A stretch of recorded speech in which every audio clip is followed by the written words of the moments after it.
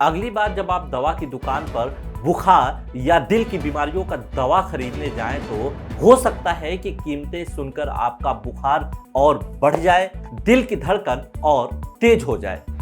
जी हाँ, ऐसा बिल्कुल हो सकता है क्योंकि 1 अप्रैल से बुखार, दर्द, संक्रमण, दिल की बीमारियों सहित कई अन्य बीमारियों के काम आने वाले लगभग 800 दवाओं के दाम 12% से ज्यादा बढ़ गए हैं। यानी कि जो दवा का पत्ता खरीदने के लिए पहले आप 100 रुपया देते थे, अब आपको 112 रुपये से ज्यादा चुकाना होगा।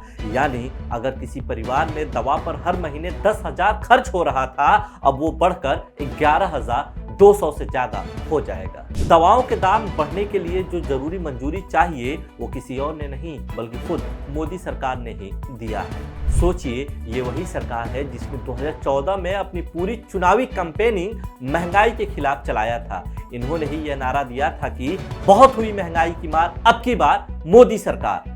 सिर्फ नारा ही नहीं बल्कि महंगाई को लेकर नरेंद्र मोदी जी अपने भाषणों में ऐसी इमोशनल बातें कहा करते थे कि गरीब से गरीब आदमी की आंखों में भी उनकी बातें सुनकर आंसू आ जाते थे।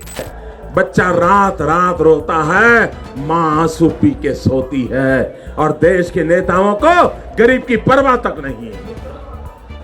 यह गरीबी का हाल कर दिया है।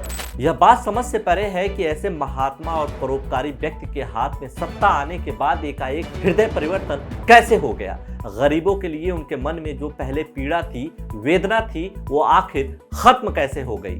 लोगों को यह बात भी समझ नहीं आ रहा है कि ये कैसे अच्छे दिन हैं जिसमें महिलाओं को सुरक्षा नहीं, सेना के जवानों को सुविधाएं नहीं, नौजवान युवाओं के हाथ में रोजगार नहीं, किसानों को फसल के अच्छे दाम नहीं, छात्रों को अच्छी पढ़ाई नहीं और बुजुर्गों को दवाई नहीं मिल पा रही है।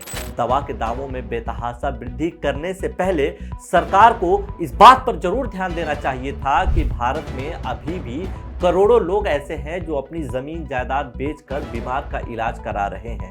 उन्हें ना तो आयुष्मान भारत का लाभ मिल रहा है, ना ही प्रधानमंत्री जन औषधि योजना का। ऐसे लोगों को दवा के दामों में हुई वृद्धि से दर्द और बढ़ेगा ही।